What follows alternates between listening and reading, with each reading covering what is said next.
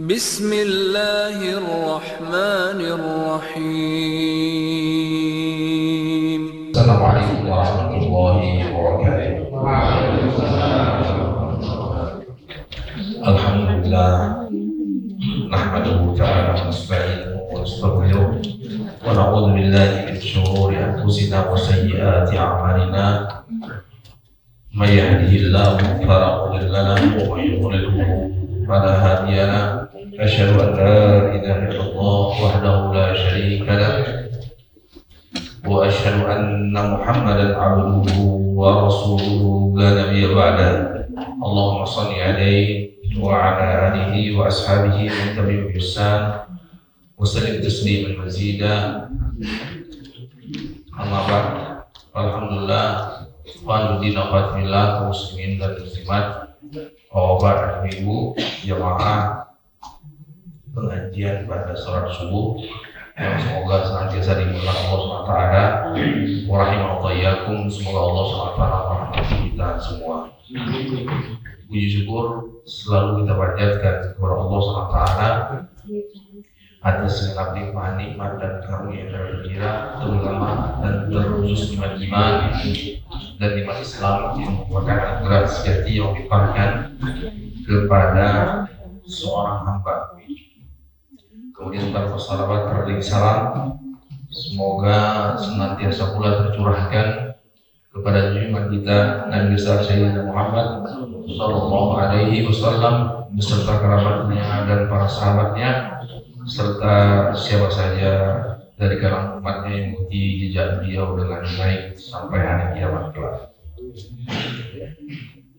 Jamaah yang Allah SWT, sebagaimana yang kita jadwalkan dan kita rencanakan, insyaallah ta'ala bismillah dengan izin Allah, mulai pertemuan kali ini kita akan membahas permasalahan tauhid dan akidah yang bersumber dari wirid-wirid Al-Quran yang kita baca sehari-hari. Yang paling pertama dan utama itu surat Al-Fatihah, kemudian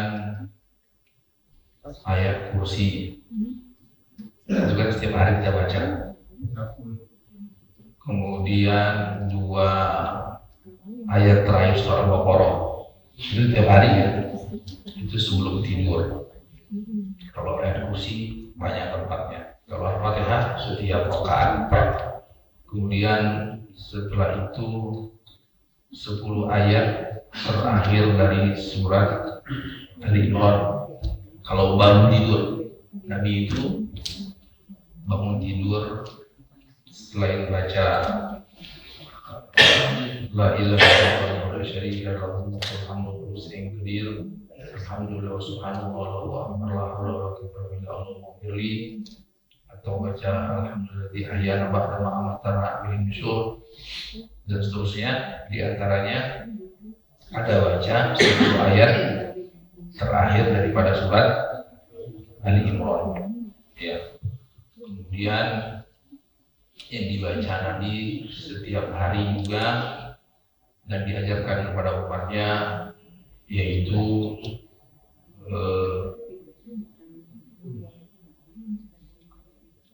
setiap hari, tapi bukan setiap minggu, setiap pekan, hampir setiap pekan.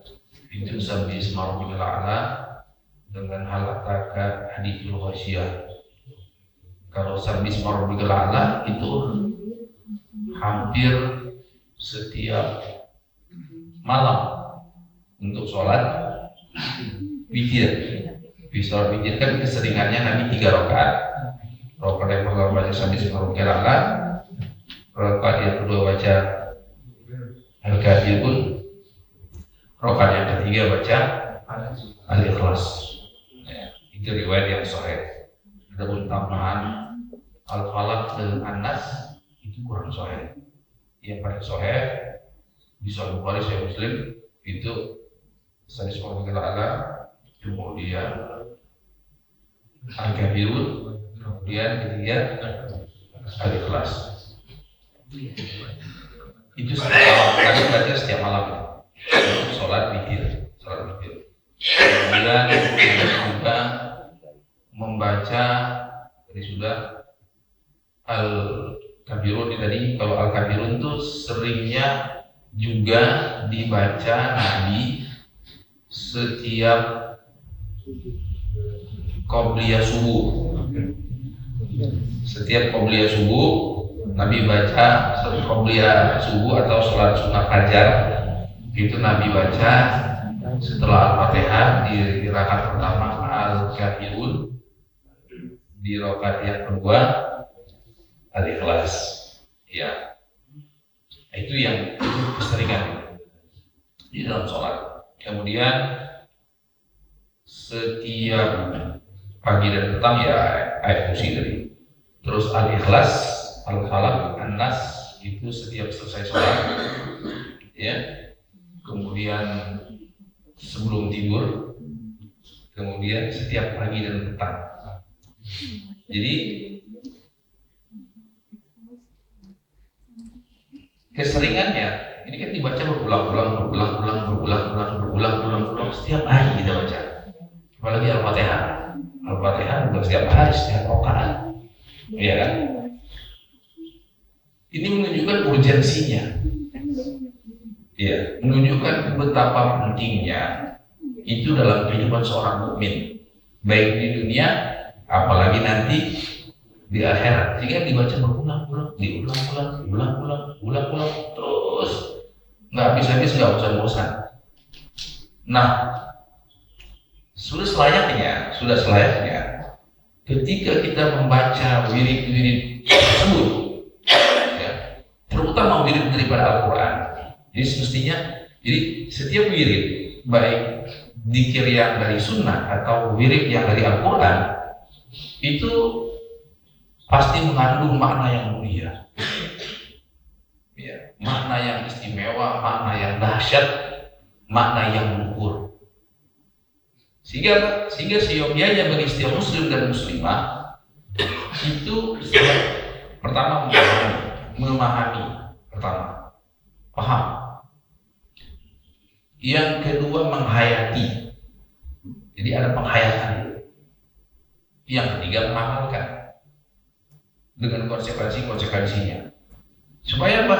Supaya wirid-wirid tersebut baik Al-Quran maupun dari sunnah Nabi itu tidak lewat di mulut saja. Seperti kita baca mantra, abrakadabra, bahasa jin kan?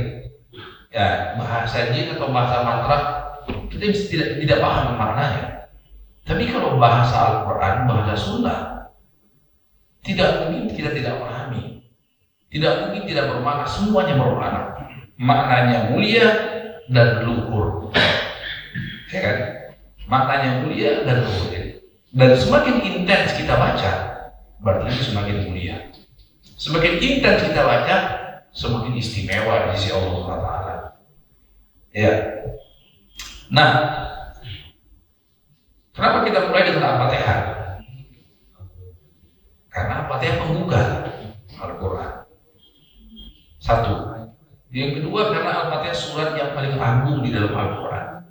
Nabi bersabda, "A'dhamu suratin fi kitabillah." Bahwasanya surat yang paling agung di dalam Al-Quran, bahkan di dalam semua kitab. Artinya, ma anzalallah suratan, tidak ada Allah turunkan satu surat semenjak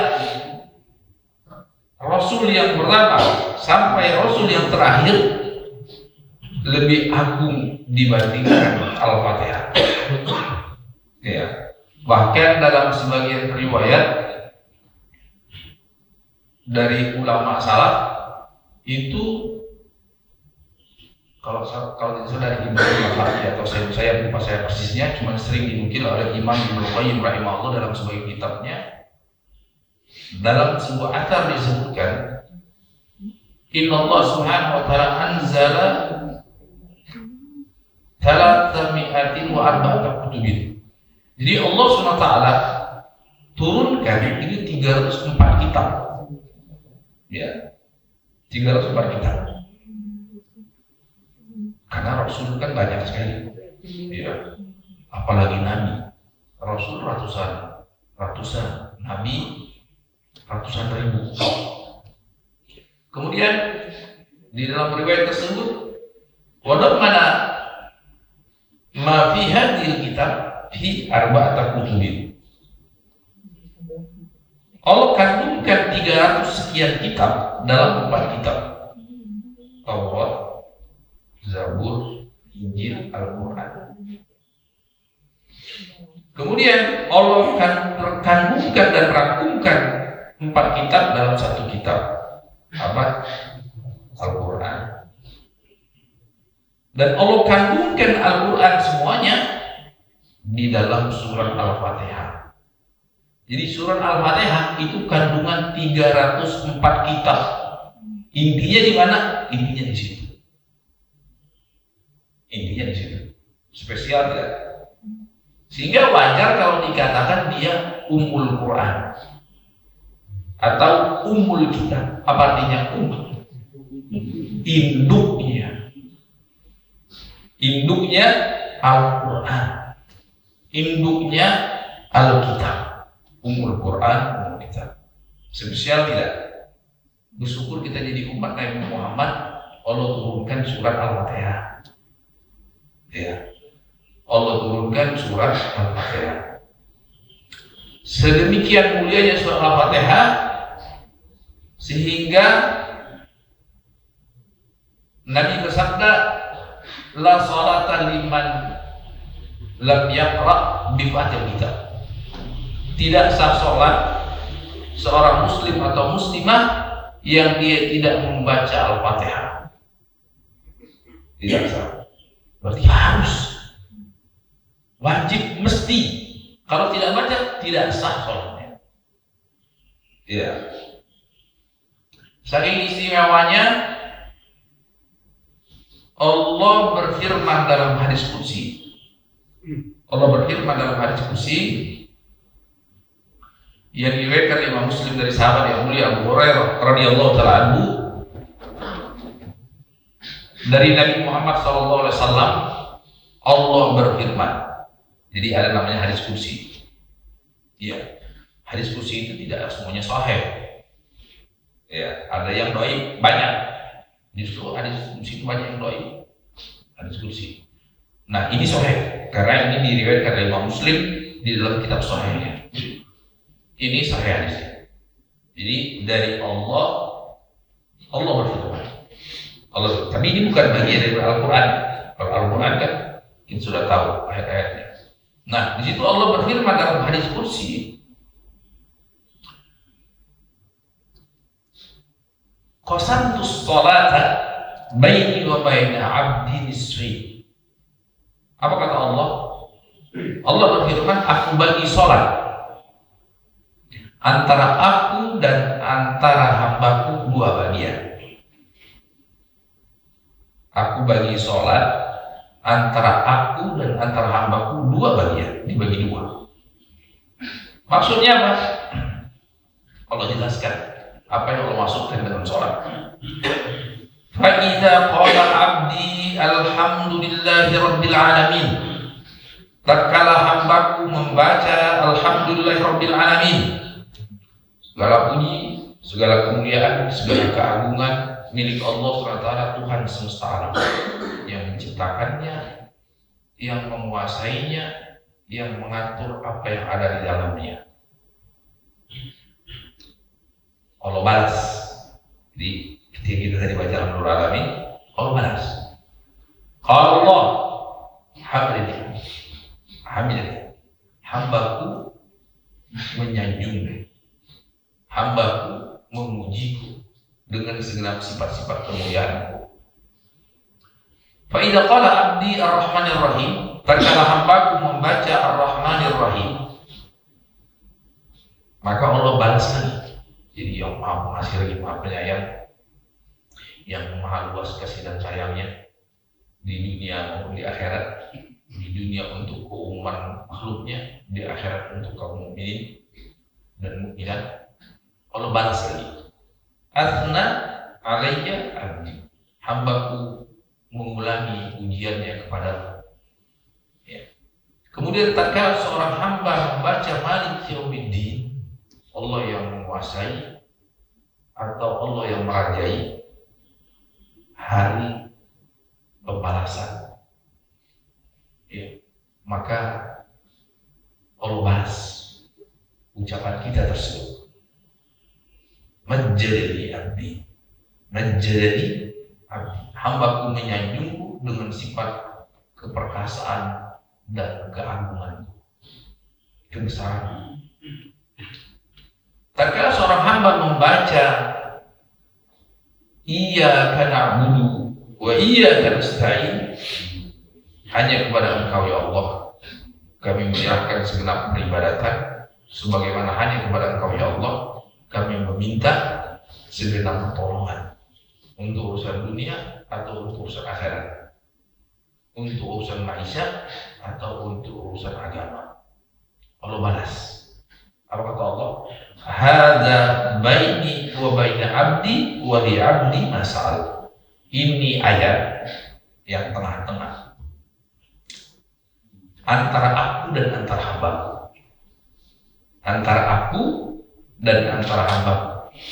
Jadi dari alhamdulillah alamin arrahmanir rahim maliki yaumiddin iyyaka na'budu sampai iyyaka na'budu itu untuk Allah. Iyyaka nasta'in, hanya kepada Engkau ya Allah kami meminta pertolongan, itu untuk hamba. Tatkala seorang hamba membaca ihdinas siratal mustaqim, hadza li abdi wa li abdi mas'al. Ihdinas siratal mustaqim, ya Allah berilah kami petunjuk sekaligus tuntunan. Hidayah itu maknanya dua. Minta hidayah, ihdinas siratal mustaqim itu artinya minta hidayah ya Allah. Beri kami hidayah ya Allah. Hidayah di sini kata ulama, hidayah maknanya petunjuk sekaligus tuntunan. Karena kita butuh ditunjukin dan butuh dituntun. Ya, kepada jalan yang lurus. Apa kata Allah? Hadza li abdi wa li abdi mas'al. Ini untuk hamba dan apa yang diminta hamba akan aku kabulkan. Ihdinas siratal mustaqim. Tatkala seorang hamba membaca siratal ladzina an'amta 'alaihim ghairil maghdubi 'alaihim waladdallin, amin. Allah ulangi perkataannya, hadza li abdi wa li abdi mas'al. Ini untuk hambaku dan bagi hambaku apa yang dia minta. Siratal ladzina an'amta 'alaihim, tadi kan kita minta jalan yang lurus, minta petunjuk sekaligus tuntunan di atas jalan yang lurus. Jalan lurus seperti apa? Jalan orang-orang yang Engkau beri nikmat mereka ya Allah. Ghairil maghdubi 'alaihim waladdallin, dan kami berlindung kepadamu ya Allah. Jangan sampai kami ditunjuki atau dibimbing, diarahkan kepada jalan orang-orang yang Engkau murkai ataupun jalan-jalannya orang yang tersesat. Lalu kita baca apa? Amin. Artinya ya Allah kabulkan ya Allah, kabulkan permohonan kami tadi ya Allah. Ya. Nah, jamaah yang dimuliakan Allah SWT, dalam hadis itu dari Nabi Muhammad SAW, dari Allah SWT berfirman, tadi apa kata Allah? Aku bagi apa yang aku bagi? Kosam itu yang dibagi sama Allah apa? Yang terbagi dua ini apa? Tadi kan Allah katakan qasamtus sholata, aku bagi sholat antara aku dengan hambaku dua bagian. Ternyata sholat di sini bacaan Al-Fatihah. Padahal kan kita tahu namanya sholat itu kan ada takbiratul ihram, ya kan? Ada doa istiftah, ada ruku, ada sujud, ada duduk di antara dua sujud, ya. Ada baca tasyahud, ada baca sholawat, ada salam begini ke kanan. Tapi Allah sebutkan di sini sholat, ya. Padahal isinya apa? Baca surah Al-Fatihah. Artinya Allah mewakilkan bacaan Al-Fatihah sebagai sholat. Intinya sholat. Jadi Allah sebutkan dalam hadis qudsi tersebut, Al-Fatihah itu sholat alias intinya sholat. Ya kan? Ini intinya. Intinya. Makanya kata ulama, bacaan yang paling istimewa di dalam sholat ya Al-Fatihah. Karena yang lain tidak ada yang wajib. Artinya wajib rukun. Kalau ditinggalkan batal sholatnya. Cuma Al-Fatihah yang ditinggalkan batal sholatnya. Ya, yang lain tidak. Cuma Al-Fatihah yang apabila ditinggalkan batal sholatnya. Makanya Allah katakan di situ, aku bagi sholat. Ya, padahal isinya cuma bacaan Al-Fatihah. Apa artinya kalau cuma baca Al-Fatihah aja sholatnya sah? Enggak. Ada yang lain. Ya, ini menunjukkan bahwasanya isyarat yang sangat kuat betapa urgennya, betapa pentingnya bacaan Al-Fatihah di dalam sholat setiap mukmin. Sampai-sampai Allah gantikan Al-Fatihah sebagai sholat. Ya, ini mengingatkan kita pula sabda Nabi dalam sebuah hadis yang sahih, al-hajju Arafah. Haji itu wukuf di Arafah. Haji itu wukuf di Arafah. Nabi mewakilkan wukuf di Arafah sebagai nama haji. Apa iya sekedar wukuf di Arafah hajinya sah? Enggak yang lain-lain? Enggak wow, enggak sah. Sah enggak? Enggak sah. Cuman kenapa Nabi katakan haji itu wukuf di Arafah? Maksudnya haji itu intinya wukuf di Arafah gitu. Jangan sampai lewat wukuf di Arafah. Makanya ulama sepakat wukuf di Arafah itu sama, rukun juga. Lewat, jadi Allah kasih batasannya tanggal 9 mulai zuhur ya sampai maghrib Nabi wukuf. Baru setelah maghrib Nabi pindah tempat ke Muzdalifah. Pindah tempat ke Muzdalifah. Makanya kata ulama sebagaimana hadis Nabi, minimal sesaat ada waktu wukuf di Arafah dari siang atau kalau nggak bisa malam. Sa'atan min lail wa nahar. Minimal seberapa lah? Semenit 2 menit yang penting datang ke Arafah. Kalau tidak, hajinya sia-sia. Ya, hajinya bisa batal. Ya, katanya saya dengar beberapa tahun-tahun kemarin itu ada haji-haji yang enggak, apa namanya istilahnya, yang tidak resmi itu ya, yang itu kadang-kadang baru mau sampai ditangkap, diusir, dilempar ke Jeddah ya, nanti balik lagi. Nah kalau dia balik lagi itu di siang atau di malam, sempat jadi malam tanggal 9 mau masuk tanggal 10, itu sejam setengah jam yang penting masuk, itu sah hajinya. Tapi kalau dia masuk Arafah itu sudah siang dan lewat subuh berarti sudah masuk tanggal 10, tidak sah haji. Tidak sah haji. Udah bayar 500 juta gak sah kan saya eman. Ya kan? Ya ini, dan saya dengar itu ada beberapa kejadian, tidak sedikit, ya tidak sedikit. Sudahlah hajinya beresiko, ya kan, ngambil tenda orang lain, terus setelah itu tidak sah pula, bayarnya mahal. Ya, kalau mau jalan-jalan ngapain susah-susah? Ya, pergi aja ke ke tempat-tempat yang tidak nyaman gitu. Kan di situ kan tidak nyaman di situ. Kecuali untuk beribadah.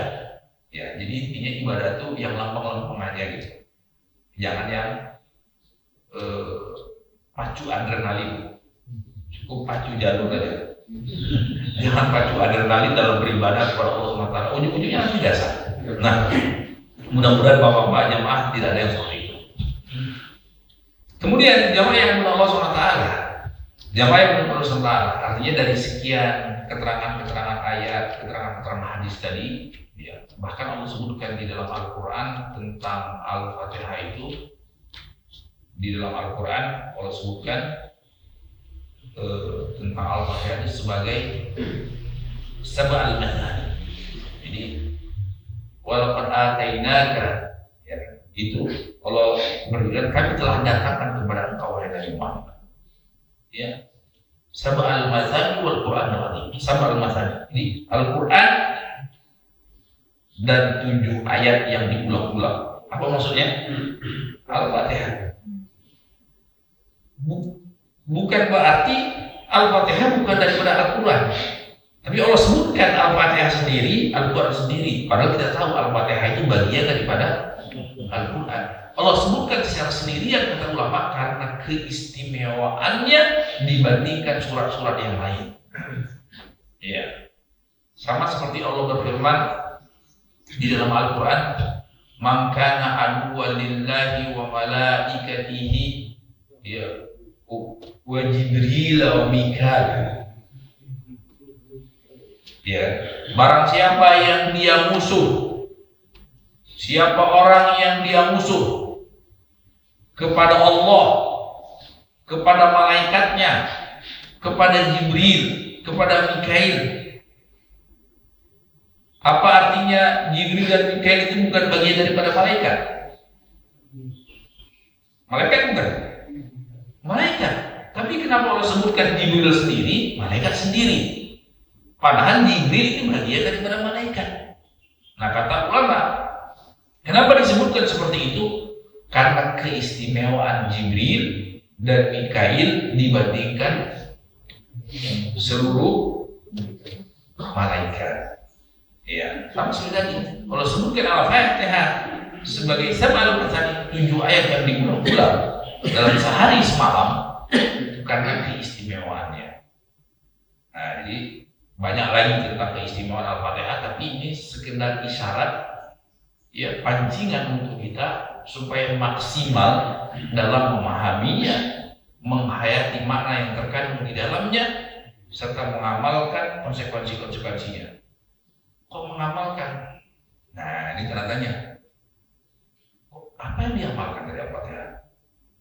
Ya kan? Jadi di dalam kata mengamalkan sama seperti pelajaran kita yang sebelumnya.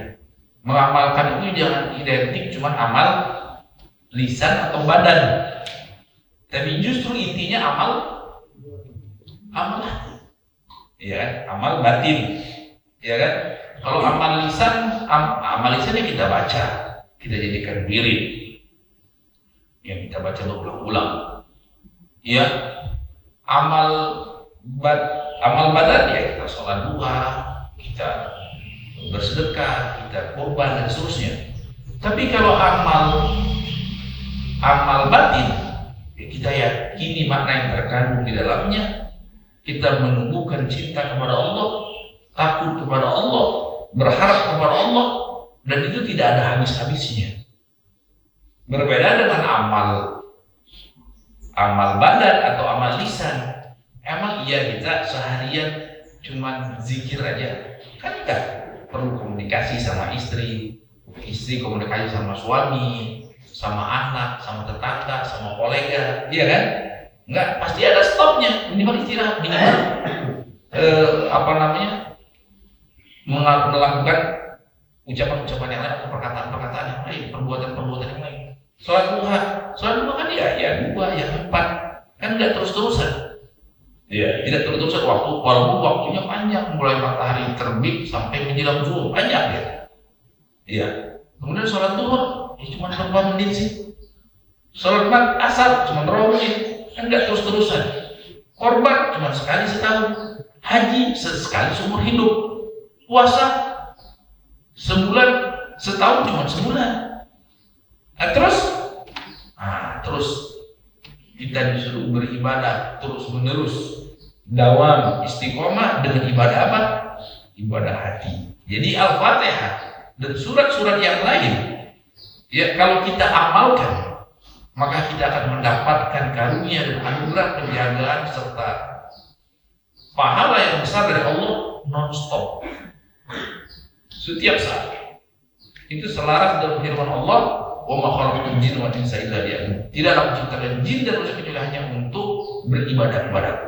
Jadi jangan dibayangkan cuma ibadah yang identik dengan amal lisan atau amal badan saja, tapi justru intinya ibadah itu amal hati. Iya. Dan derajat seorang hamba di sisi Allah itu tergantung amalan hatinya. Makanya kata ulama pernah disebutkan, bisa jadi orang itu bersebelahan sholat, ya, bersebelahan sholat, sebelahan, bacaannya sama, ya, terus gerakannya sama, tapi pahalanya antara langit dan bumi, ya, bumi dan langit. Padahal bacaannya sama, gerakannya sama, sama-sama takbiratul ihram, sama-sama. Emang nggak ada yang baca takbiratul ihram? Kan sama bacanya takbiratul ihram mulai. Kemudian setelahnya al-fatihah, istiftah, al-fatihah, ruku, sama kan? Tapi kenapa pahalanya antara langit dan bumi? Karena pengamalan hatinya berbeda-beda. Dia cintanya, harapnya, takutnya, yakinnya, ya kan, tawadunya, ikhlasnya itu beda-beda. Kalau gerakannya relatif sama, bacaan relatif sama, paling mungkin satunya baca al-ikhlas tadi, satunya baca al-falaq, beda-beda, beti-beti lah, beda-beda tipis. Ya. Tapi kalau apa yang ada dalam hatinya, wah, itu satu yang hanya Allah SWT yang tahu. 1000 manusia, iya 1000 derajat di sisi Allah. 1000 derajat di sisi Allah. 1 juta manusia, ya 1 juta derajat di sisi Allah SWT. Luas. Ya. Kata Nabi, misalnya, Inna Allah a'adda lil mujahidin fi sabilillah mi'ata darajat. Allah itu, ini satu pahala, satu amal soleh. Allah telah mempersiapkan, ya, pahala, ya, untuk mujahidin fi sabilillah, untuk orang yang berjihad di jalan Allah itu 100 derajat. Derajat 1, derajat 2, level 1, level 2, level 3, 100. Itu baru dari satu cabang ibadah. Coba lihat. Kok bisa? Belum lagi ahli zikir, belum lagi ahlus salat, belum lagi ahlus siyam, belum lagi ahlul hajj, belum lagi macam-macam ibadah. Nah itu apa? Nah itu tergantung dengan apa? Amal hatinya. Makanya kita nukilkan perkataan Imam Bakar bin Abdul Al-Muzani, sepertinya pada pertemuan lalu telah kita bawakan, ma yaqulu Abu Bakr ashab Rasulullah sallallahu alaihi wasallam bi siyam wala bi salat wala bi qira'atil Quran walakin syai'un waqara fi sadri. Jadi tidaklah Abu Bakar mengalahkan seluruh sahabat Nabi dalam keimanan dan ketakwaan dengan banyak-banyakan sholat, dengan banyak-banyakan zakat, bukan pula dengan banyak-banyakan baca Quran, bukan pula dengan banyak-banyakan puasa, bukan pula dengan banyak-banyakan jihad, tapi dengan apa? Dengan sesuatu yang bercokol di dalam dadanya. Apa itu? Bercokol dalam dadanya? Tadi amal hati, cinta yang maksimal kepada Allah, takut yang paripurna kepada Allah, harapan yang seutuhnya kepada Allah, dan seterusnya, ikhlas dan seterusnya, tawadu dan seterusnya. Nah ini, ya, jadi makanya jangan kita heran dan bingung ketika para ulama menyebutkan seluruh ayat di dalam Al-Quran itu butuh pengamalan selain pemahaman, penghayatan dan pengamalan. Itu justru intinya. Ya, itu justru intinya. Dan apa yang ada pada orang-orang munafikin tidak ada itu. Tidak ada pengamalan, tidak ada keimanan, tidak ada keyakinan terhadap ayat-ayat yang terkandung di dalam Al-Quran. Padahal Allah sudah katakan la raiba fi. Tidak ada keraguan sedikit pun akan kebenaran makna yang terkandung di dalamnya. Kemudian yang lain Allah SWT ini sebagai prolog. Kita sebutkan itu Bismillah, mulai dengan Bismillah, ya, Bismillahirrahmanirrahim. Kenapa kita tidak mulai dengan A'udzubillahi minasyaitonir rajim? Karena para ulama sepakat, a'udzubillahi minasyaitonirrajim itu bukan bagian daripada Al-Qur'an. Ya kan? Makanya kita tidak jumpai di dalam Al-Qur'an mushaf 30 juz itu. Ya, tidak kita jumpai penulisan a'udzubillahi minasyaitonirrajim. Enggak ada kan? Enggak. Kenapa? Karena Al-Qur'an itu kan tidak boleh kita sembarangan nulis. Tidak boleh ditambahin, tidak boleh dikurangi. Jadi Al-Quran yang ada pada sekarang ini Al-Quran yang 1400 tahun dulu adanya seperti itu. Ya, jadi Al-Quran itu bukan cuma cara membacanya, cara penulisannya pun nggak boleh ngarang-ngarang. Ya, makanya para ulama sampai sekarang tidak ada yang berani-berani menuliskan a'udzubillahi di dalam Al-Quran. Kenapa? Karena walaupun dibaca Nabi, walaupun dibaca para sahabat Nabi dan seterusnya, a'udzubillahi sebelum baca Al-Quran, tapi dia bukan bagian daripada Al-Quran. Makanya tidak masuk, kita tidak ditulis ulama dalam Al-Quran. A'udzubillahi alif, ain, waw, dal dan seterusnya tidak dituliskan. Yang dituliskan pertama kali Bismillahirrahmanirrahim. Ya tidak. Ya, nah cuman sebagai tambahan wacana, sebagai tambahan keilmuan sedikit, sebagian Al-Quran itu menuliskan Bismillahirrahmanirrahim itu ada tanda 1. Artinya apa? Ayat yang ke-1 pertama. Alhamdulillahirrahmanirrahim tulis 2, berarti ayat yang kedua. Itu sebagian Al-Quran. Setelah para ulama sepakat itu Al-Quran 7 ayat. Apakah ayat pertama itu Bismillahirrahmanirrahim? Apakah ayat pertama itu Alhamdulillahirrahmanirrahim? Kalau kita yang ada pada kita Bismillahirrahmanirrahim ayat yang pertama. Tapi kalau kita jalan-jalan ke Afrika Utara, dalam istilah ulama namanya Maghrib. Jadi Afrika Utara itu mulai dari kalau Mesir masih seperti kita sama. Itu setelah Mesir itu apa? Libya, Tunisia, Maroko, Aljazair, Mauritania, ya terus sampai ke barat. Nah, kalau dulu nyebrang dia, Portugal, Spanyol, sebagian Italia. Itu modelnya apa? Dia tidak menulis Bismillahirrahmanirrahim itu 1, tapi Bismillahirrahmanirrahim dikosongin, tapi ditulis Alhamdulillahirrahmanirrahim itu 1. Kok beda? Enggak beda. Jadi kontrak tidak kontrak. Jadi perbedaan itu tidak mesti harus bertolak belakang. Paham ya? Misalnya apa? Misalnya kita baca Allah Akbar. Apa doa istiftah? Ada yang baca Allah Akbar kabira, walhamdulillah katsira. Ada yang membaca Allahumma ba'id baini wa baina khataaya. Ada yang membaca subhanakallah bihamdik, ya kan? Dan seterusnya, macam-macam. Beda enggak? Enggak. Boleh tidak? Boleh. Kenapa? Karena Nabi baca seperti itu. Kadang-kadang A, kadang-kadang B, kadang-kadang C. Nah, sama juga perihal bacaan dalam Al-Quran. Ya, kalau kita ke sebagian negeri itu kok beda ya? Kalau dulu kan sering kita dengar Kiai Haji Muhammad di setel di radio, wadduha, ya kan sering kan? Gitu. Kita kecil, kok dibaca wadduha ngarang-ngarang? Enggak, itu tidak marah-marah. Artinya, ya kan?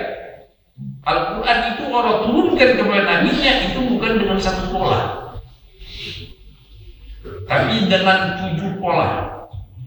Ya.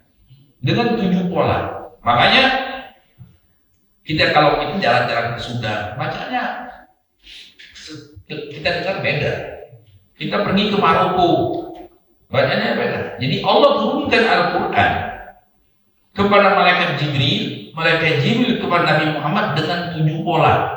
Nah, salah satu polanya ini tadi, kenapa ada yang baca Bismillahirrahmanirrahim? Kenapa ada yang tidak baca? Kenapa ada yang baca tapi sir? Tahu sir? Tidak ada dengaran. Ya. Ada yang menjaharkan seperti kita, keumuman kita. Kalau awalnya yang paling umum itu, awalnya yang paling sering Nabi baca itu polanya orang-orang, jadi orang-orang yang ada di Afrika Utara. Itu Afrika Utara, Andalusia, Spanyol dan di situ. Kenapa? Karena itu mazhab Malik. Imam Malik ini gurunya Imam Syafi'i, dia tinggal di mana? Tinggal di Madinah. Dia ngajar, jadi ulamanya, mufti agungnya, ketua majelis ulamanya, kurang lebih lah. Secara tidak formal, kalau sekarang kan sekarang kan sebenarnya juga nggak formal, ya kan, masih bentukannya ormas. Nah itu ketua dewan ulamanya di Madinah itu Imam Malik di zaman itu. Imam Malik itu berguru kepada tabi'in namanya Nafi'. Ya, Nafi' berguru kepada sahabat namanya Ibnu Umar. Ini cuma kelang satu sama sahabat. Setelah itu Rasulullah SAW. Nah, mazhabnya Imam Malik itu sama seperti yang di Afrika Utara. Makanya yang dibaca itu seperti itu. Nah, bukan berarti Nabi cuma baca satu pola, enggak. Polanya ini, ada ulama yang dapat itu. Nah, diajarkan ke muridnya dari pola itu, pola satu. Ada ulama yang ketika Nabi baca, dia dapat pola yang kedua, dia ajarkan. Makanya Allah dalam hadis disebutkan innallaha anzala al-Qur'an ala sab'ati ahruf. Allah turunkan Al-Qur'an dengan 7 pola. 7 gaya pembawaan. 7 pembawaan. Nah, pembawaannya macam-macam. Ada yang pernah dengar. Sebagian kalau kita pergi ke wilayah-wilayah tadi, itu ada yang baca, kalau kita Maliki Yaumiddin. Ya. Ada bacaan yang sahih juga, ma-nya pendek. Maliki Yaumiddin. Ya. Benar tidak? Benar. Maliki Yaumiddin benar. Kenapa? Karena sama-sama dari Allah. Ya kan? Sama-sama dari Allah SWT. Dan seterusnya. Ya. Jadi ada pola-pola perbedaan, dan itu bukan jadi masalah. Itu dari zaman Nabi sampai dari zaman sekarang. Cuma kan karena keumuman kita bacanya seperti ini. Kenapa kita dapat baca seperti ini? Karena kita pengaruh dinasti Utsmaniyah. Dinasti Utsmaniyah itu menguasai Mekah waktu itu. Ya kan, menguasai Mekah, Madinah. Di zaman awal-awal Ottoman itu, Utsmaniyah yang ada di Turki. Kemudian banyak jemaah haji yang belajar di sana, balik ke sini mengajarkan pola seperti itu. Kenapa dinasti Utsmaniyah? Karena mereka itu awalnya bermazhab Hanafi. Hanafi itu di Kufah. Kufah itu bacaannya Asim, Hafs dan Asim. Nah inilah bacaan kita. Ya, kenapa di Arab, di Mesir, di Afrika, di Asia Tenggara, Asia Tengah itu kok jadi dominan Hafs dan Asim? Kenapa? Karena tadi dinasti Utsmaniyah menguasai Jazirah Arab, ya. Sementara mereka itu mazhabnya Hanafi, bacaannya dari Kufah, karena Abu Hanifah itu tinggal, ya, dan belajar dan mengajar di Kufah. Kufah itu kalau bacaan secara bacaan Al-Qur'annya, bacaan dia Hafs an Asim, bacaan Hafs an Asim. Tapi kalau yang kita sebutkan tadi itu bacaannya Nafi'. Keseringannya Nabi itu bacaannya Nafi', tapi juga bacaan juga Hafs an Asim. Itu disebutkan oleh para ulama. Nah, ini sekedar supaya kita nggak bingung, nanti siapa tahu bapak ibu bulan madu ke Maroko gitu, ya kan? Tahu-tahu kok bacanya beda, ini Islam apa? Ya, nah itu makanya kan pernah kadang-kadang kalau sudah yang sudah terbiasa kita dengar, itu tadi ada yang menjaharkan Bismillah, ada yang mensirkan Bismillah, iya kan? Itu sudah terbiasa gitu, iya kan? Misalnya sebagian Muhammadiyah ada ya, sebagian Persis ada yang tidak menjaharkan Bismillah. Nah, itu benar atau tidak? Benar. Yang menjaharkan benar atau tidak? Benar. Kenapa? Karena Nabi pernah menjaharkan, pernah tidak menjaharkan. Jadi bukan suatu masalah. Nah ini supaya tidak langsung mencap yang salah gitu. Mensalahkan yang berbeda. Belum tentu yang berbeda itu salah.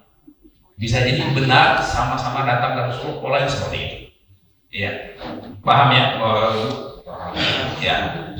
Kemudian jemaah yang dimuliakan Allah SWT. Nah, jadi kalau a'udzu bisyaitonir rajim kita bahas sedikit saja. Kenapa kita membaca a'udzu bisyaitonir rajim dalam istilah ulama namanya ta'awudz? Apa? Ta'awudz artinya baca a'udzu billahi minasyaitonir rajim. Jadi aku berlindung kepada Allah, aku memohon kepada Allah perlindungan, penjagaan dia dari syaitan rajim, setan yang tertutup. Ya, setan yang tertutup. Ini maknanya. Kenapa kita baca tersebut? Pertama, karena memang Allah perintahkan. Di dalam Al-Quran Allah SWT perintahkan, "Faidah qara'tal Quran fasta'in billahi minasyaitonir rajim." Apabila engkau membaca Al-Quran, maka fasta'in, mintalah perlindungan kepada Allah dari syaitan yang tertutup. Berarti itu memang ada perintahnya. Dari siapa? Dari Allah secara langsung.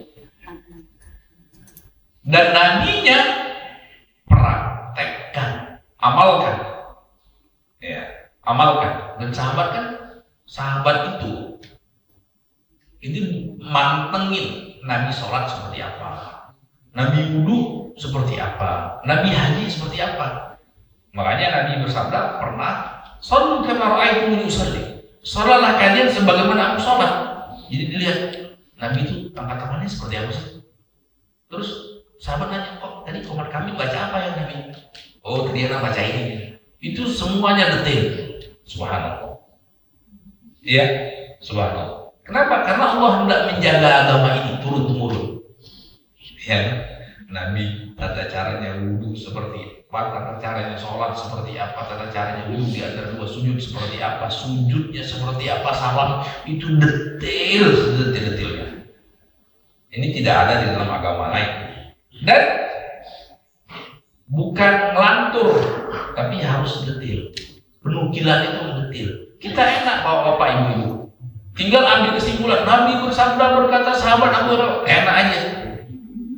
Ya, kalau ulama zaman dulu Imam Bukhari, yang paling fenomenal kan Imam Bukhari kan. Semua orang tuh, subhanallah, semua kaum muslimin pasti dengar namanya Bukhari, ya. Sampai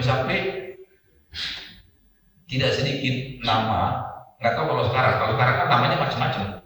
Susah kita namanya anak-anak zaman sekarang. Iya kan? Bingung saya dari mana mereka punya ilham itu, bahasanya namanya kayak nama suara burung kan. Kalau dulu ada namanya Bukhari, ada nggak? Ada namanya Hasan Basri, iya kan? Ada namanya Daruqutni, ada namanya Tabrani, itu nama ulama semua, iya kan? Coba lihat, kita subhanallah, jadi orang tua kita zaman dulu, terutama Hasan Basri, coba Hasan, berapa gubernur namanya Hasan Basri? Padahal Hasan Basri Al-Basri itu penisbatan. Hasan Al-Basri artinya Hasan yang datang dari Basrah. Imam Bukhari itu bukan namanya Bukhari, namanya Muhammad bin Ismail. Dia datang dari Bukhara. jadilah Al-Bukhari. Tapi kita sebut nama ada punya keluarga namanya Bukhari. Ya kan? Nah ini dari Bukhara itu di mana? Sisa wilayah Uni Soviet, Rusia, apa namanya? Uzbekistan. Nah, Uzbekistan namanya sekarang. Kalau dulu namanya Bukhara. Nah Imam Bukhari itu ketika meriwayatkan hadis nggak ujuk-ujuk Nabi bersabda, sahabat bersabda, enggak. Imam Bukhari kan tidak pernah ketemu sahabat, tapi beliau meriwayatkan dari gurunya. Misalnya dalam kitab Sahihnya Imam Bukhari itu dia tulis kitab Sahih. Dia berkata, qala haddatsani Al-Humaini, telah mengkabarkan kepadaku Imam Al-Humaini, guruku yang mulia. Dia ketemu langsung dengan Al-Humaini, namanya Abdullah bin Zubair Al-Humaini. Al-Humaini dia juga meriwayatkan dari gurunya. Qala haddatsani Sufyan, telah mengkabarkan kepadaku Sufyan bin Uyainah. Sufyan bin Uyainah telah mengkabarkan kepadaku Yahya bin Sa'id Al-Ansari. Ya. Yahya bin Al-Ansari juga mengatakan akhbarani Muhammad bin Ibrahim At-Taimi, telah mengkabarkan kepadaku guruku yang mulia Muhammad bin Ibrahim At-Taimi. Ibu Muhammad bin At-Taimi berkata an Al-Qamah, dari guruku yang mulia Al-Qamah bin Waqqas Al-Laisi. Al-Qamah berkata, sami'tu Umar bin Khattab radhiyallahu ta'ala anhu yaqulu ala mimbar. Aku telah mendengar Amirul Mukminin Umar bin Khattab berkata di atas mimbar, qala Rasulullah sallallahu alaihi wasallam, telah bersabda Rasulullah sallallahu alaihi wasallam, innamal a'malu binniyat, misalnya. Sesungguhnya amalan itu tergantung dengan niatnya. Coba lihat. Itu Imam Bukhari enggak ujuk-ujuk. Imam Bukhari tidak pernah ketemu dengan namanya Imam Sufyan, enggak, tapi pakai perantara. Nah, gurunya Abdullah bin Zubair tidak ketemu dengan Yahya bin Sa'id, enggak ketemu, dia pakai perantara Imam Sufyan dan seterusnya sampai ke Nabi, dan itu termaktub secara otentik. Dahsyat tidak? Sehingga apa? Sehingga tidak bisa orang ngarang-ngarang. Nabi bersabda, mana sumbernya? Iya kan? Dari mana? Di kitab Sahih Bukhari. Lihat benar, benar. Di mana? Di Sunan Tirmidzi. Ini luar biasa. Kalau ada orang kafir belajar ilmu ini, kalau dia ikhlas pasti musuh Islam. Karena ilmu itu namanya ilmu sanad. Ilmu sanad. Dan perlu diketahui, Imam Bukhari itu tidak cuma meriwayatkan pakai satu sanad, satu jalan tadi, enggak. Puluhan bahkan ratusan jalan, dan dia hafal di luar kepala. Kalau kita hafal di dalam kepala, dia di luar kepala. Itu coba lihat. Kalau tidak campur tangan Allah, dari mana? Itu kan dahsyat, ilmu yang dahsyat.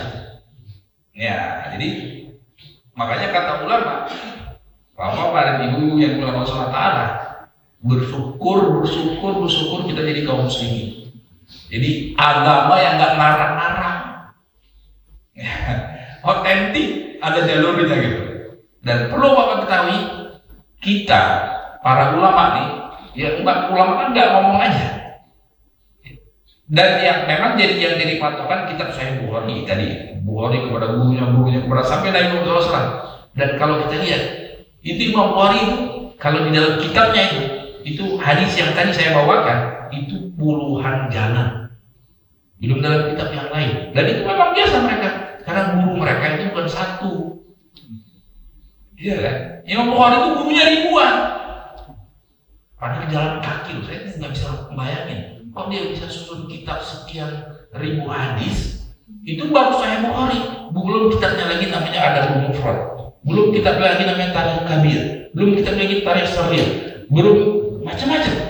Jalan kaki dari Uzbekistan, nggak pakai pesawat. Ujung-ujungnya sampai di sana. Juga Allah jaga keberkahan. Dan itu bukan satu orang. banyak orang. Ada Imam Ahmad bin Hanbal, ada Imam Syafi'i, ada Imam Malik, ada Imam Tirmidzi, ada Imam Abu Dawud ini. Makanya luar biasa. Jadi itu di zaman Imam Bukhari ini zaman keemasan ilmu hadis. Sehingga apa? Kita kan ini kajian bulanan, kajian rutin. Jadi Imam Bukhari itu punya guru namanya Imam Ahmad bin Hanbal yang dinisbatkan kepadanya mazhab Ahmad. Imam Ahmad bin Hanbal itu punya guru namanya Yazid bin Harun. Imam Yazid bin Harun itu di zamannya Harun ar-Rasyid. Nah, ada kan? Ada namanya Khalifah Harun ar-Rasyid. Imam Yazid bin Harun itu dia buka kajian harian, taklim harian, ya, pembacaan hadis itu yang hadir rata-rata setiap sore rata-rata 60 sampai 70 ribu para ulama al-hadis, para ulama ahlul hadis. Populasi manusia berapa banyak sih di zaman itu? 1200 atau 1300 tahun yang lalu. Kan sedikit populasi manusia. Kok bisa Allah gerakkan para ulama cendekiawan Islam itu sedemikian masifnya gitu. Makanya kalau kita lihat sejarah tariknya di padang-padang pasir itu ada kerumunan massa itu tadi. Si ulamanya baca hadis kemudian didengarkan. Yang hadir itu ulama, para ulama itu. Ya bukan orang yang sekarang yang ngajar ya, bukan ulama, gimana ceritanya? Iya, hafal hadis salah gitu. Kalau zaman dulu hafal hadis salah dicoret, nggak dipakai nih. Nah, ya ketat. Sehingga Pak sudah terbuka secara otentik. Jadi sekarang patokannya dalam kitab-kitab itu tadi. Ya, kalau dulu enggak, patokannya di dalam kepala. Ya, salah. Dan yang hadir ketika itu ada yang baca salah, bukan ya? Wah itu, ya kan? Kalau sekarang kan mau baca salah mau apa ya? Oh gitu kan? Kalau zaman dulu salah sedikit, salah. Ini bukan ini Pak. Misalnya Imam Ahmad bin Hanbal itu punya kawan dekat namanya Yahya bin Ma'in. Yahya bin Ma'in ini keliling dunia, pergi dia ke Yaman, dari Baghdad pergi ke Yaman, dari Yaman pergi ke Mesir. Itu berapa puluh ribu kilo itu. Kok bisa ya? Pakai apa mereka itu? Pakai senjata Nabi Sulaiman apa?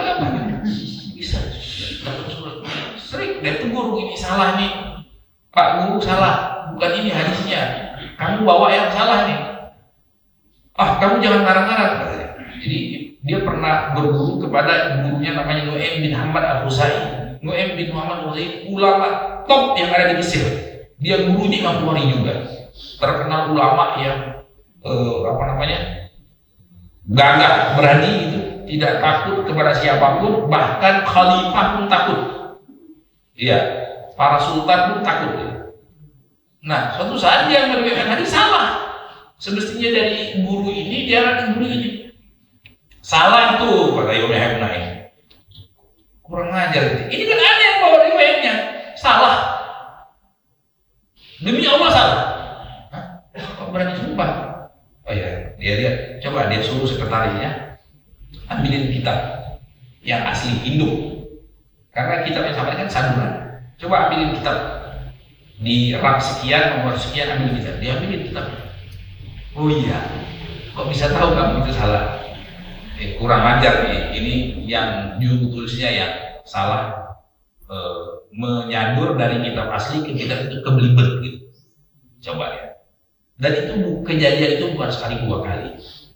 Jadi bapak dan ibu-ibu, untuk kita selalu ingat jasa-jasa mereka, untuk kita selalu bersyukur bahwa ini agama bukan ngarang-ngarang, ya kan? Otentik dari Nabi Muhammad SAW. Salah sedikit ulama salah, cuma salah orangnya aja. Apalagi kalau salah isinya. Bersyukur tidak? Bangga tidak? Sebagai kaum muslimin. Makanya kata ulama, laulal isnad laqala masya mansya. Kalau bukan karena ada ilmu isnad ini, ilmu isnad tadi yang belajar tadi, yang sana-sana tadi, maka semua orang bisa bebas berkata-kata apa yang dia suka. Sehingga apa? Sebentar-bentar Nabi bersabda. Bahaya. Makanya bahwa pernah nggak dengar istilah hadis mutawatir? Pernah nggak? Hadis mutawatir. Apa kira-kira maknanya? Iya, hadis yang paling mutawatir. Kalau hadis mutawatir itu hadis yang dibanyakan banyak jalan, baik dari sahabatnya, baik dari para tabi'in. Jadi gini ceritanya. Yang ketemu sama Nabi siapa? Sahabat. Sahabat di situ ada Abu Bakar, ada Umar, ada Utsman, ya kan? Kemudian apa? Sahabat ini ada yang tetap tinggal di Madinah, ada yang pindah ke Baghdad, ada yang pindah ke Mesir, ada yang pindah ke Yaman. Nah, misalnya yang pindah ke Mesir itu ada Amr bin As. Amr bin As ketemu siapa? Setelah sahabat siapa? Tabi'in. Tabi'in itu orang, kalau sahabat orang yang berjumpa dengan Nabi. Kalau tabi'in orang yang berjumpa dengan sahabat. Tabi'innya ada beberapa orang dong, ya kan? Nah, seterusnya tabi'in ini dia ketemu orang setelahnya, namanya atba' tabi'in. Orang yang ketemu dengan tabi'in itu pasti semakin banyak kan? Nah itu dia. Ada hadis, ada sahabat Nabi, ada satu hadis, satu sahabat, dua sahabat meriwayatkan satu hadis. Namanya hadis gharib atau hadis fard. Tapi kalau sahabat sudah ratusan sahabat meriwayatkan dari Nabi, berarti apa? Berarti dari sahabat-sahabat itu ribuan tabi'in dong. Nah, perlu Bapak-bapak ketahui, hadis yang paling mutawatir, hadis yang banyak perawinya, itu hadis yang berbunyi man taqawwala alayya ma lam aqul falyatabawwa maq'adahu minan nar.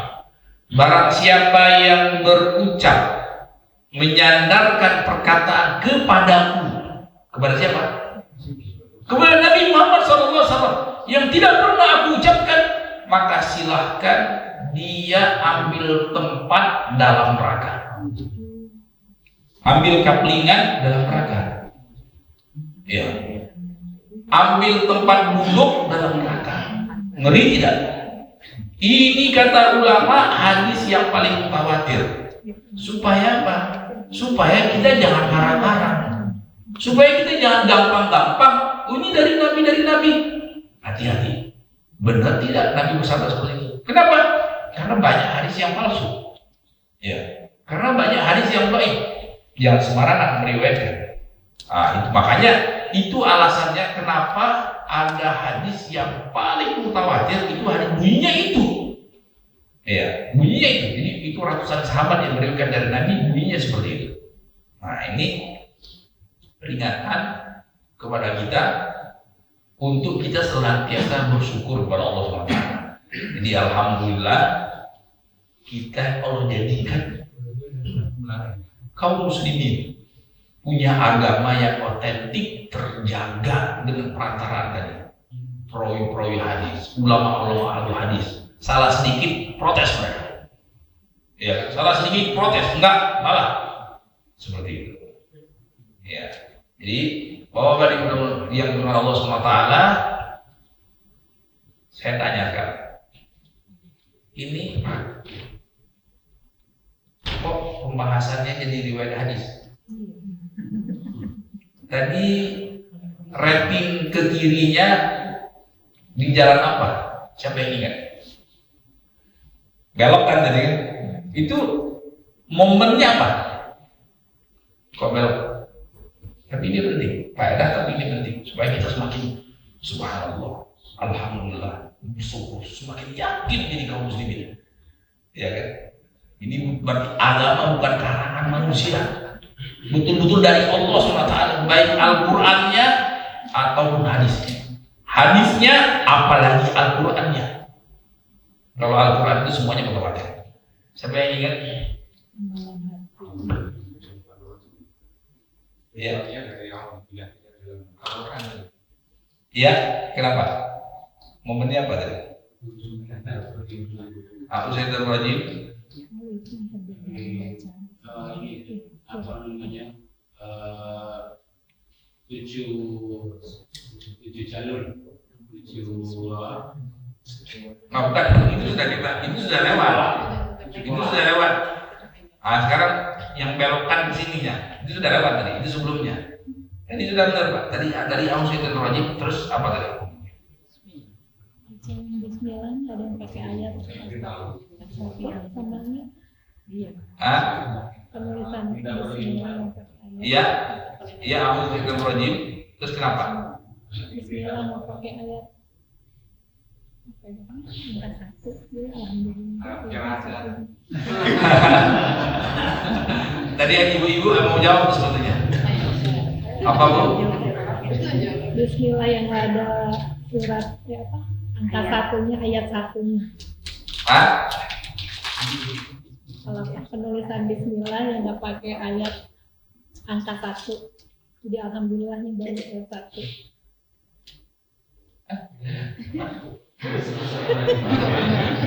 Gak boleh. Gak ada yang ingat? Ada yang ingat? Anjing ya. Kasih dulu. Jadi kan tadi kita bahas bahwasanya ada cerita tadi tentang Imam Bukhari kan. Imam Bukhari itu nggak ujuk-ujuk meriwayatkan dari Nabi Muhammad SAW. Pasti protes para ulama. Ini nggak ketemu Nabi kok meriwayatkan dari Nabi. Saya kan dari guru. Ya, tadi dari gurunya dari gurunya, ya kan? Misalnya tadi Imam Bukhari kan dari gurunya Al-Humaydi, Abdullah bin Zubair, ya kan? Beliau dari gurunya lagi Sufyan. Nah, Imam Bukhari itu tidak pernah ketemu Sufyan. Bagaimana caranya supaya ketemu Sufyan? Pakai perantara, gurunya. Nah, gurunya Imam Bukhari ini tidak ketemu dengan Yahya bin Zaid Ansari. Dia harus pakai perantara dari gurunya Sufyan bin Uyainah dan seterusnya sampai ke Nabi, Muhammad SAW. Artinya sama juga dengan Al-Quran. Ya kan? Kalau sebegitunya hadis, sama juga dengan Al-Quran. Al-Quran itu kita bersyukur Allah. Al-Quran dicetak di mana-mana. Kita tinggal baca. Kalau ulama zaman dulu betul-betul dia harus mantengin seorang guru sampai selesai. Ya kan? Dia pantengin seorang guru. Dan Al-Quran itu diriwayatkan dari Nabi Muhammad SAW kepada para sahabat, kepada para tabi'in, dan seterusnya sampai kepada kita. Ya kan? Asalnya Al-Quran itu, ya kan? Asalnya Al-Quran itu tidak boleh ditulis. Awalnya Nabi tidak boleh izinkan tulis. Ya kan? Akhirnya diizinkan. Tapi Nabi meninggal dunia itu belum ada dalam satu kitab, dalam satu Al-Quran. Tapi terpencar-pencar. Ada dalam pelepah korma, ada dalam kayu tulisannya, ada di dalam kulit hewan tulis. Intinya terpencar-pencar. Ada pakai tulang ditulis. Ini terpencar-pencar. Belum ada satu Al-Quran kita baca 30 juz, belum ada. Terus di zaman Abu Bakar itu ada kejadian. Ya, jadi sahabat itu cuma hafal gitu. Walaupun sudah tua, hafal. Nah, ketika itu di zaman kejadiannya Sayyidina Abu Bakar ada suatu perang yang 70 penghafal Quran sahabat itu mati. Umar mikir, cilaka ini. Kalau sekiranya para penghafal Quran ini habis, sahabat penghafal Quran habis, nanti siapa yang meneruskan Al-Quran ini? Dia datang Sayyidina Abu Bakar, anak ada ingin sharing. Apa? Ini hampir 70 sahabat penghafal Quran mati. Kalau terus perang jihad lagi, mati lagi, terus siapa yang nanti meneruskan ilmu Al-Quran? Iya ya. Punya ide? Anda punya ide? Apa itu? Bagaimana kalau Al-Quran yang terpencar-pencar ini kita kumpulkan dalam menjadi satu kitab? Oh, nggak bener ini. Kenapa nggak bener? Itu kan nggak ada di zaman Nabi. Kenapa Nabi nggak suruh? Nabi nggak suruh satu kitab, iya. Tapi Nabi suruh nggak sahabat tulis? Iya suruh. Ada sahabat pulang suruh tulis. Karena ada juru tulis wahyu kan. Ada sahabat googling di internet, ya, di ChatGPT juga boleh. Sahabat-sahabat juru tulis Al-Quran atau juru tulis wahyu itu ada nanti muncul. Nah, tapi kan ada, iya ya. Ini sahabat udah banyak yang meninggal, jadi memang tidak lengkap ada tulisan-tulisan, tapi sebagian dihafal. Terus bagaimana? Aku punya ide. Kita kumpulkan sahabat-sahabat yang paling istimewa dalam hafalan Al-Quran. Diketuai oleh Ubay bin Ka'ab. Ubay bin Ka'ab ini yang Nabi bersabda, yang Nabi katakan aqra ummati, sahabatku yang paling lengkap dalam hafalan Al-Quran dan bacaannya. Ubay bin Ka'ab, dia yang jadi imam tarawih pertama kali. Nih, ya kan? Itu di zaman Umar, di zaman Abu Bakar kan masih ngurus jihad, masih ngurus banyak orang yang murtad gitu. Karena Rasulullah meninggal, Abu Bakar cuma 2 tahun jadi khalifah. Lebih banyak ngurusin orang-orang yang membangkang, membelot. Ada orang yang murtad, macam-macam. Nah, jadi dilawan pemberontakan yang diredam. Ketika melawan pemberontakan banyak sahabat yang meninggal. Nah, jadi akhirnya, oh ya udah, kalau begitu ya, sepertinya pendapat engkau yang benar. Dan disusun, jadilah satu kitab Al-Quran. Itu ceritanya. Jadilah satu kitab, dipegang oleh Abu Bakar. Abu Bakar meninggal, dipegang oleh Umar. Ya, dipegang oleh Umar. Umar meninggal, dipegang oleh Hafsah. Hafsah siapa? Istri Rasulullah sekaligus putri Sayyidina Umar bin Khattab radhiyallahu anhu. Nah, di zaman Utsman itu ada sahabat yang sesama sahabat hampir perang saudara. Kenapa? Karena bacanya beda.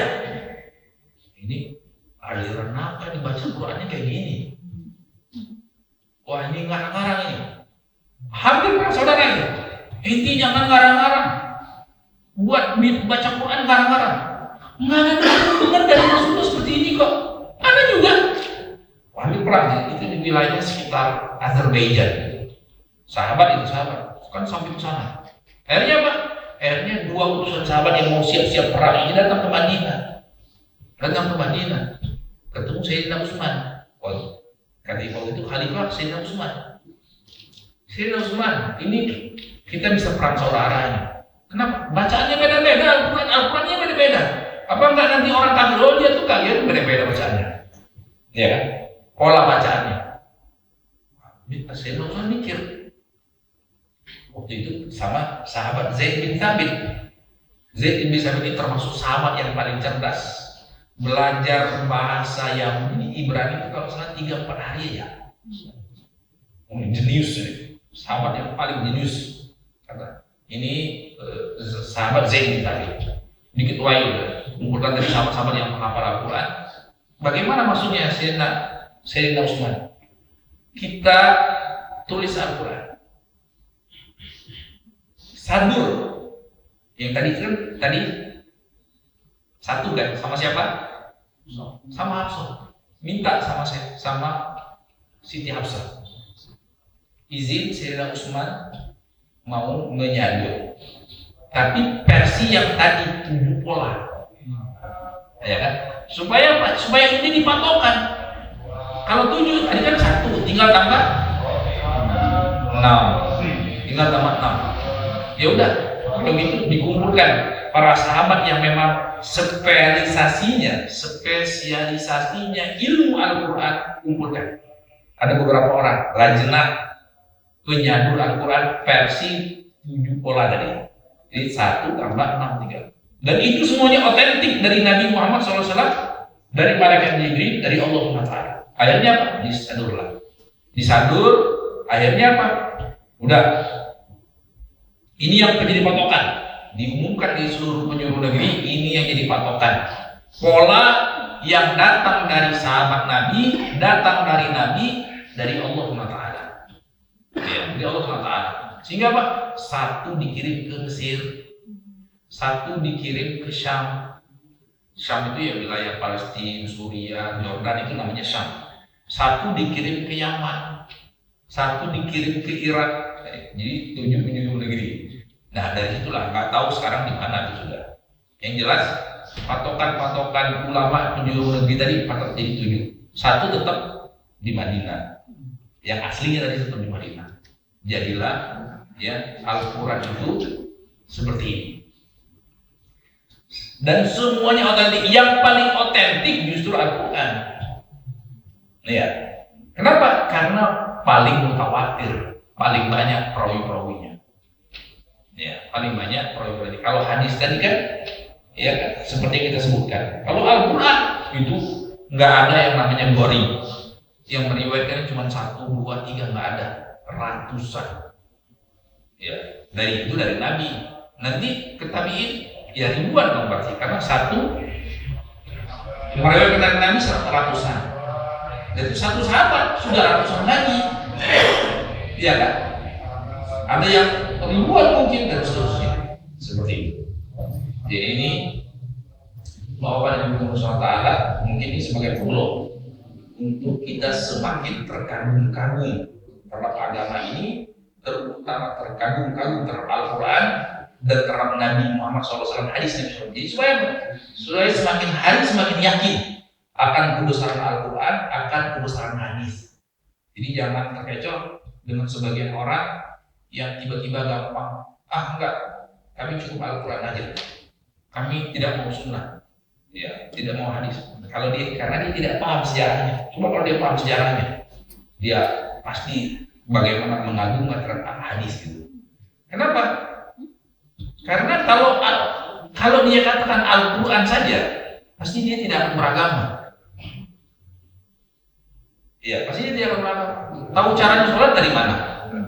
Allah sebutkan wa aqimus sholat. Ada nggak di dalam Al-Quran sholat itu takbiratul ihram? Nggak ada. Ada nggak dalam Al-Quran itu sholat itu bacaan Al-Fatihah? Nggak ada. Setelah itu ruku, ketika sujud.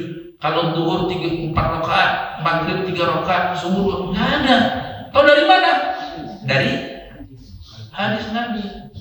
Wudu itu detailnya dari Nabi. Haji, zakatnya ada nggak keterangan dalam Al-Quran zakat itu 2,5%? Ada nggak? Nggak ada. Dari hadis Nabi, ya kan? Dan seterusnya. Jadi tidak bisa kita pisahkan agama Islam antara Al-Quran dan Sunnah. Dia harus bersatu. Dia harus bersatu untuk ketemu kepada Islam yang murni. Jadi bahwa Nabi Muhammad SAW, semoga perlu ini menambah keyakinan dan keimanan kita terhadap keabsahan Al-Quran dan keabsahan hadis Rasulullah SAW. Bahwasanya ini agama betul-betul murni datang dari Allah Subhanahu Wa Taala. Wabillahi taufiq. Wassallallahu Nabi Muhammad wa ala alihi wa sahbihi wasallam. Alhamdulillahirabbil alamin. Subhan kita baca doa kafatul majelis. Subhanallah wa bihamdihi asyhadu an la ilaha illa anta astaghfiruka wa atubu ilaik. Assalamualaikum warahmatullahi wabarakatuh. Waalaikumsalam.